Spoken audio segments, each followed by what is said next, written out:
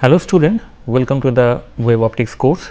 So today we have lecture number 51, and in this lecture we are going to continue the understanding of Fresnel's diffraction in a semi-infinite opaque screen.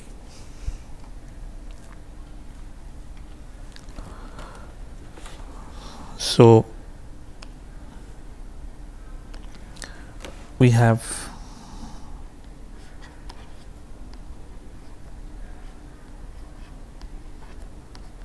lecture number 51 today, and before going to study the semi-infinite screen, let me remind what we have done in the last class. So the structure was this, that we started with a rectangular aperture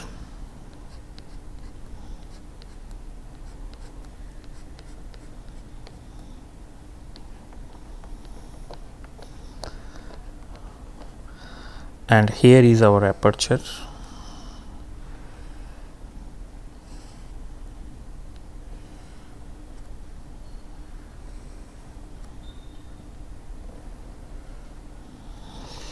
This is the aperture through which light is passing. This is x, this is y, and then after doing a lengthy calculation, we eventually, and this is the screen where we supposed to get the fringe pattern due to Fresnel's diffraction.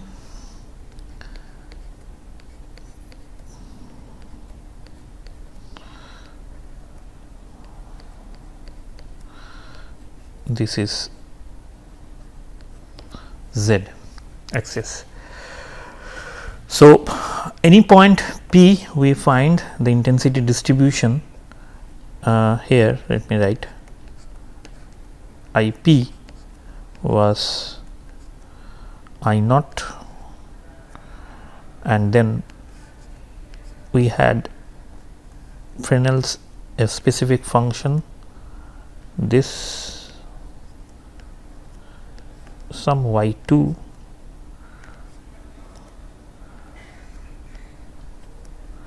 to y1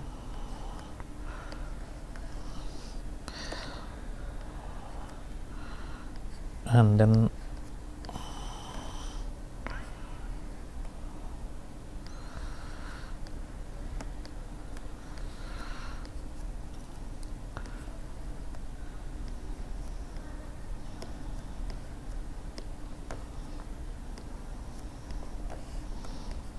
that is the intensity distribution we find.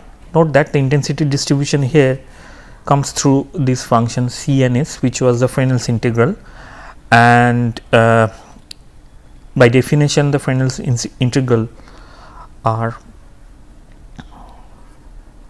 C of nu, that is 0 to nu, then cos function of pi by 2 variable x square dx, and S was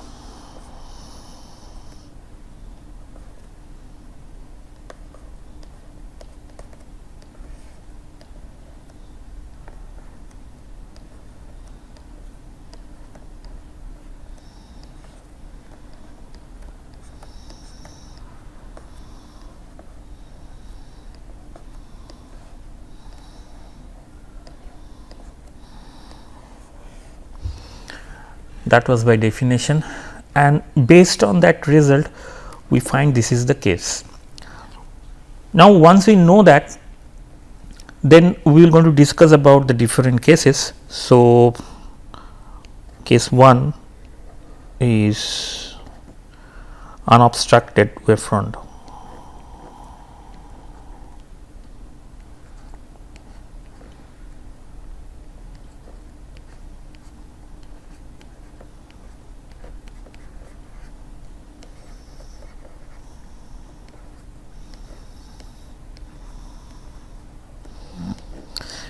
that is, I extend this aperture in y direction, since this is a function of y, to infinity in the positive direction and the negative direction. So, that means my y1, the lower limit, can goes to minus infinity, and my upper limit y2 can goes to plus infinity. That is the limit at which we are going to work. Then what happened, that IP, if and under that limit IP from this formula, whatever we get is simply I naught, and then we just need to put the value, and this value is C of infinity minus C of minus of infinity, bracket close, square of that, plus S of infinity minus S of minus infinity, bracket close, square, and third bracket close.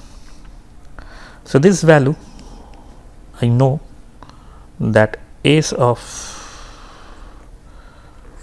infinity, that value is half, so as C of infinity. So, if I put this condition here, this value is here, then I simply get, and minus infinity, this function is an odd function. So, it should be C of infinity with a negative sign, so then we will going to get a plus sign here. So, essentially what we get is this, that half plus half square of it plus half plus half square of it, and the result will be 2 of I naught. That is a uniform intensity distribution one can have over this screen, which is true. Now, the case will be rather interesting when we extend this for a semi infinite opaque screen, which is today's topic actually. So, that is the case 2, and that is for semi infinite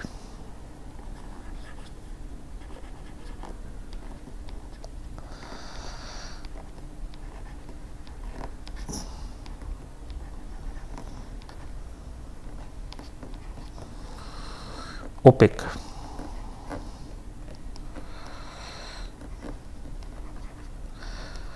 screen.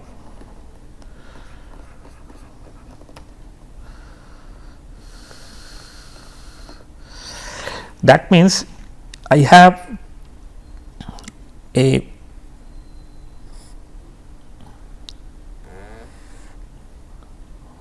screen like this, and the wavefront will going to hit to the screen here, which is this portion is open, and only one it is diffracted from this edge, and here we have the usual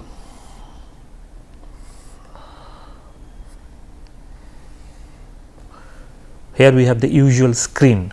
So, instead of having one rectangular kind of aperture, we have a semi infinite opaque screen, that is, this is the opaque screen, one side is open and another side is blocked. So, it is like an edge. This is opaque and that is like an edge. I just placed it. So, based on the expression, general expression, I can write that IP, the old expression, that is I naught, and then we have C of y2 minus C of y1 whole square of it, and then we have S of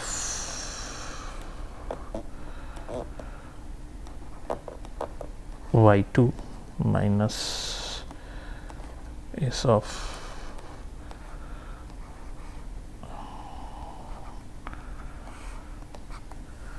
this. Now, for a straight edge, what is the boundary condition? The boundary condition that y1 now start from 0. So, it tends to 0, lower limit, and upper limit y2 will have some value y, say, because some value y, say this is a positive value along this direction. I have I just have up to certain distance, I have this. So, if that is the condition, then IP will be, which should be a function of y now, will be I naught and C1 CY0, that means C of y1 is 0, that means it is 0, and S of y1 which is 0, that is also 0. So, essentially we have I naught and then C of y square plus S of y square. So, this is the expression we have. So, now in order to find out what is my intensity distribution along y direction, we need to know the function Cy and Sy and how it changes. Before going to discuss in detail, let me draw what should be the form of the intensity distribution along y direction, and it looked like this. Then we discuss why it looked like this.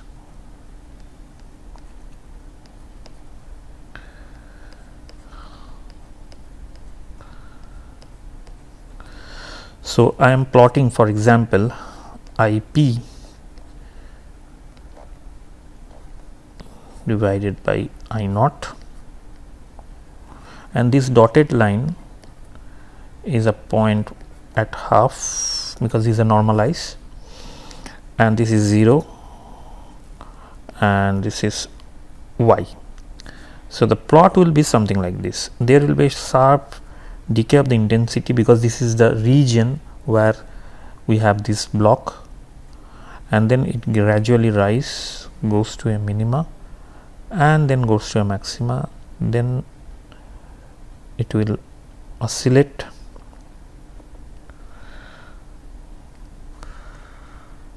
and essentially saturates to this half value. So, along this direction it is y, and this is the intensity distribution one can expect. Now, the question is why this kind of figure one should expect. So, let me then draw the corner spiral that we had drawn a few classes ago, and then try to correlate these two things. So, there, if you remember, we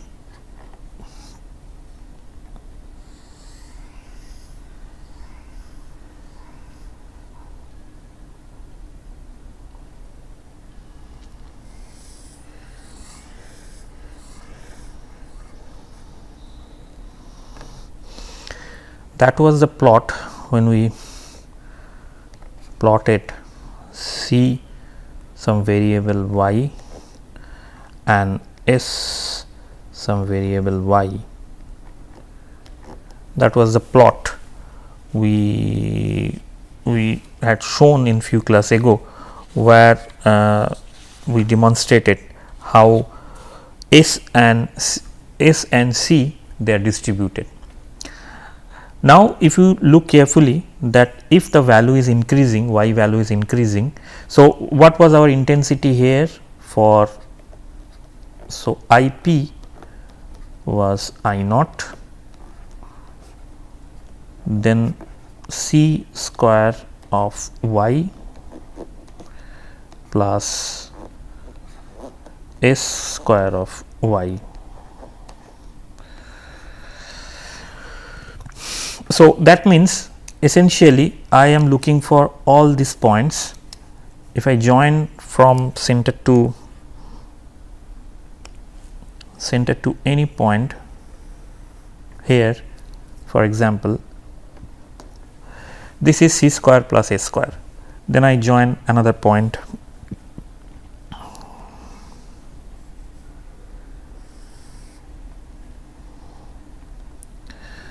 So, this is another point and so on. So, the length of these lines are essentially tells us the value of Cy square and Sy square, that is the length, this length are telling. So, how this length will going to change over the line will give us that how this intensity pattern is changing. So, now if I look carefully the distribution here, let me draw the intensity distribution that I had drawn. So, it is something like this, it goes maxima, then minima, then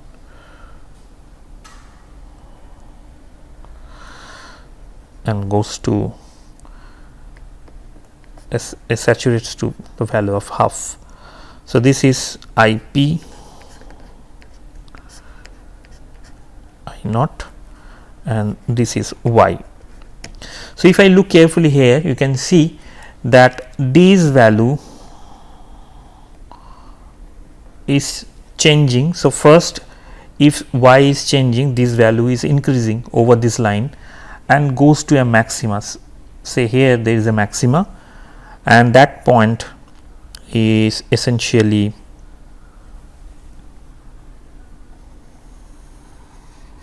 this one is a maxima. But if I increase the y value more, then it start reducing like here. So, this is the point where we have a maxima, then it start reducing again over this line. If I start join, then it reduces again, go to a minima here in this point, it goes to minima. Again it start increasing, go to a maxima and decrease and increase and decrease, and eventually it goes to this this S square plus C square value goes to this saturated point, which is exactly located at half. So, this phenomena can quite easily understood by drawing these two side by side, and this is the way this intensity is distributed. However, there are other approaches also to find how these things are happening in general, another way. So, let me do that side by side, and this is another approach to address this problem, this very problem.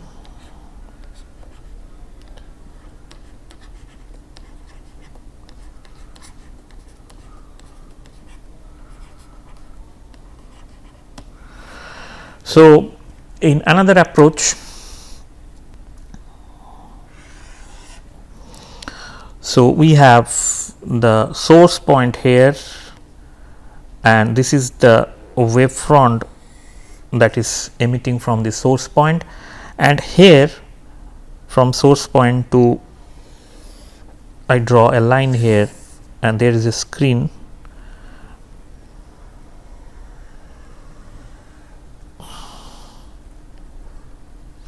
This is say point P naught, and here I place my opaque screen here. So, this black line showing that I am putting a opaque screen here. So, this portion of the wave is not coming here anymore, this portion of the wave is coming here. So, this black region is the region of semi infinite opaque screen. Now, if I want to see what is happening at the point P1, which is say a distance, so suppose this is along this direction, it is say y, and this is y m, this distance P to P1. So, the wave that is coming, so this is a source point from here to here, say this is A,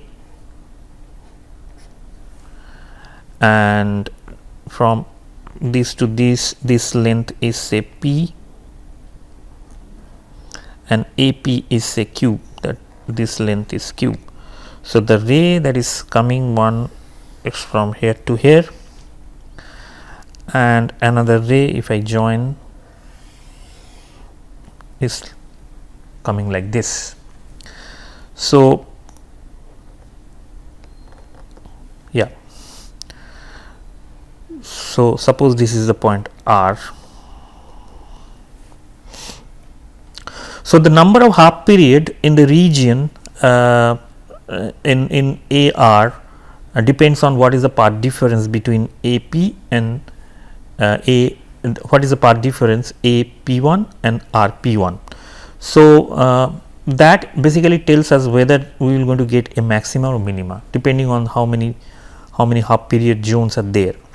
So, the number of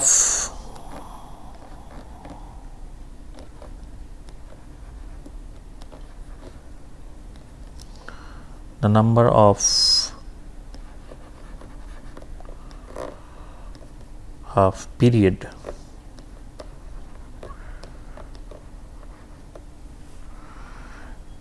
in AR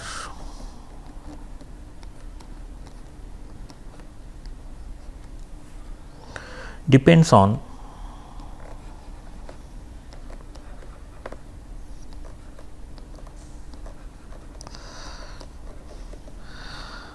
the path difference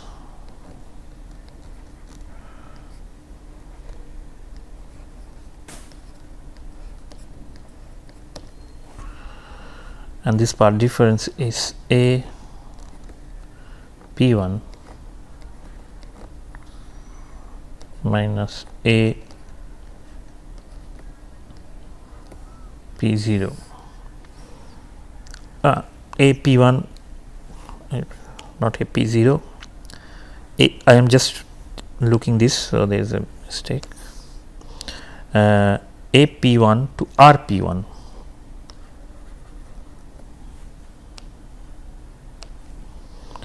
So, R to erase everything.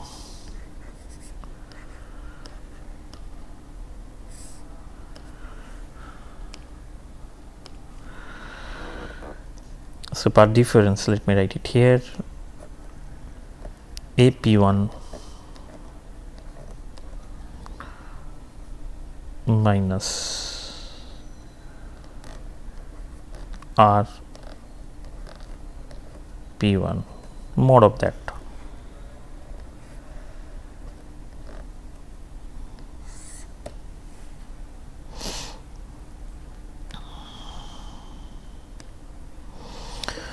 So, that we can calculate.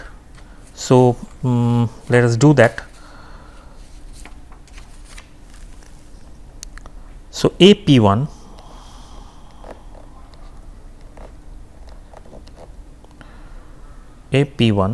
is equal to Q square plus YM square. This is appearing once again, so let me erase this, and SP1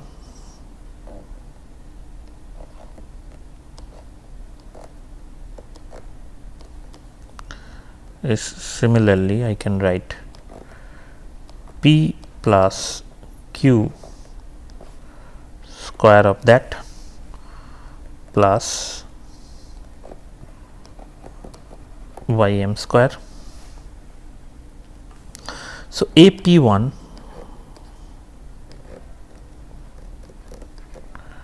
is nearly equal to,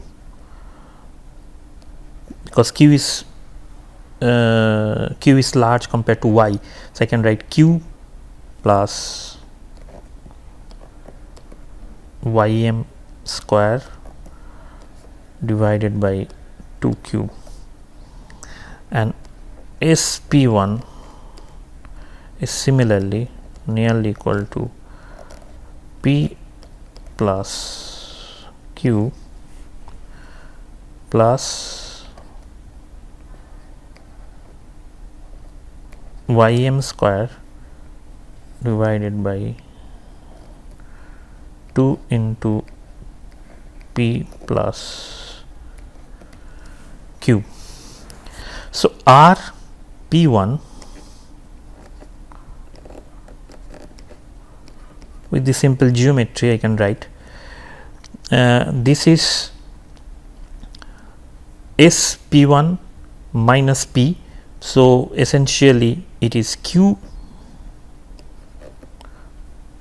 plus ym square divided by 2 of P plus Q. So the path difference delta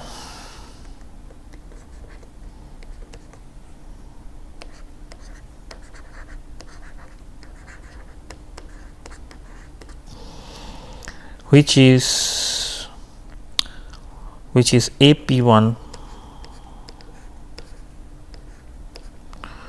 minus RP1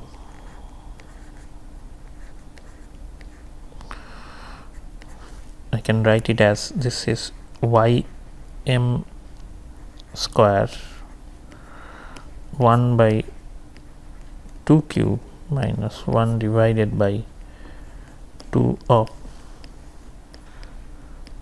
P plus Q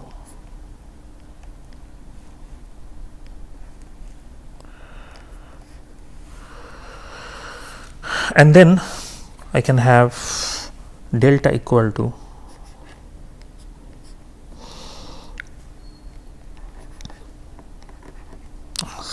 this y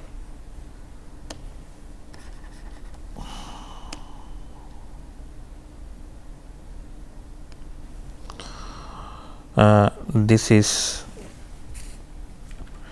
ypm. So if I simplify, so 2q will cancel out, so essentially you have this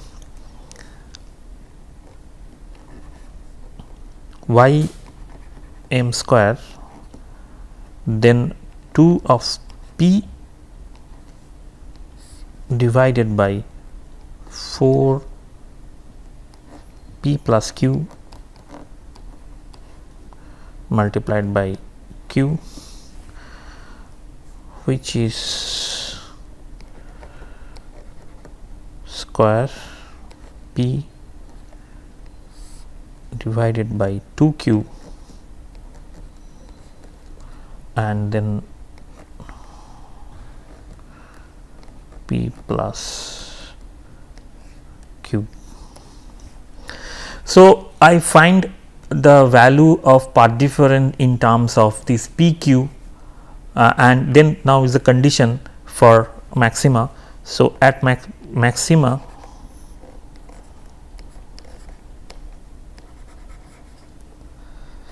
at P1 to get the maximum at P1, so or the maximum brightness at P1.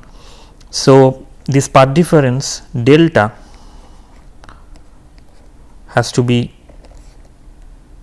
2m plus 1 into lambda by 2 from the Fresnel zone construction, we know that the number of half period, I mean if the path difference is lambda by 2 with odd number of multiplication, then we have odd number of zones and then we have a brightness, and that is the condition we are having here. So, that should be equal to ym square and then p divided by 2q and then p plus q. We have this. So, from here we can calculate that what is the ym for getting the maximum. So, ym, that is the length at which I am going to get the maxima, is essentially 2m plus 1 multiplied by lambda into that quantity, which is q multiplied by p plus q divided by p and whole to the power half. This is the length. This is the length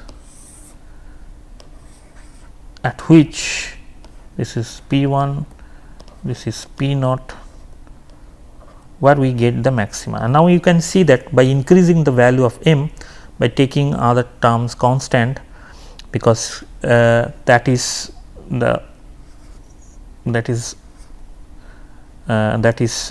know, what was our notation? Let me go. That is q and p, that is constant. So, this is q. So, all these are constant and lambda constant. So, if I increase the m, then we are going to get this ym for which we are going to get maxima. Similarly, for minima,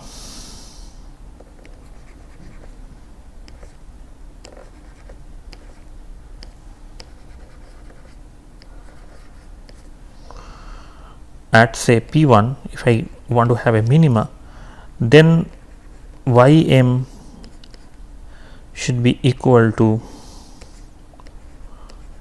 2m into lambda q p plus q divided by p whole to the power half. So, again we are going to get a value for ym if that is a minima. So, you can see that alternatively we can have a minima, maxima, etc. over this length. Now, if we see for mth minima, so this is the structure we had.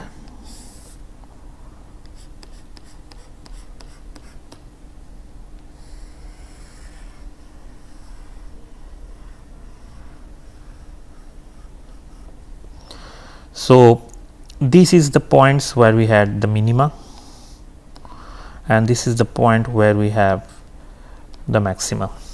So, for mth minima,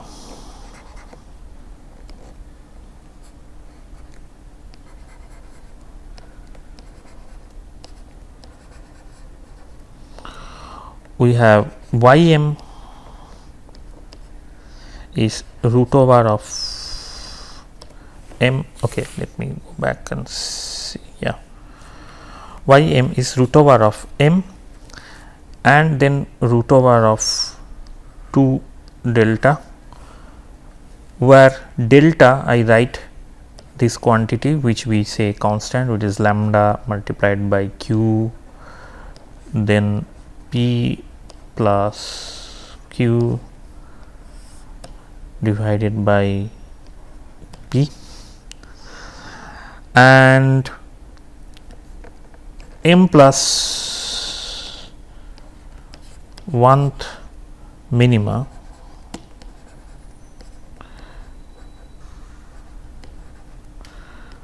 which is ym plus 1, it should be root over of m plus 1 into root over of 2 delta.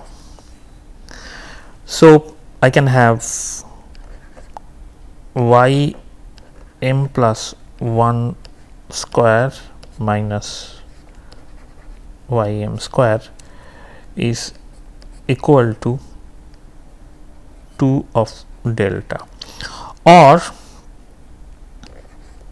y m plus 1 minus y m is nearly equal to 2 delta divided by 2 of y m, because y m plus y m plus 1, that is almost very close to 2 of y m, and again y m is root over of that quantity. So, I can have 2 of delta divided by 2 of root over of m and root over of 2 of delta.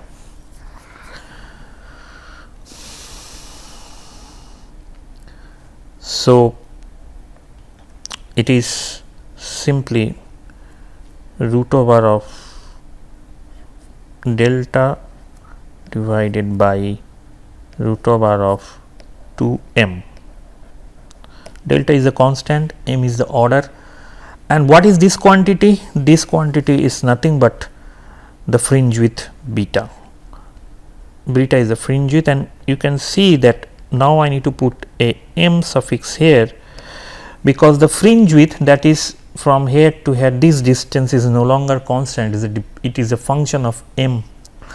So, if I calculate beta m, which is equal to root over of delta divided by 2 m, mth order fringe, if I calculate, then from that calculation, if p is the distance between source to this opaque screen, and q is the distance between opaque screen and the screen where we try to find out the intensity distribution.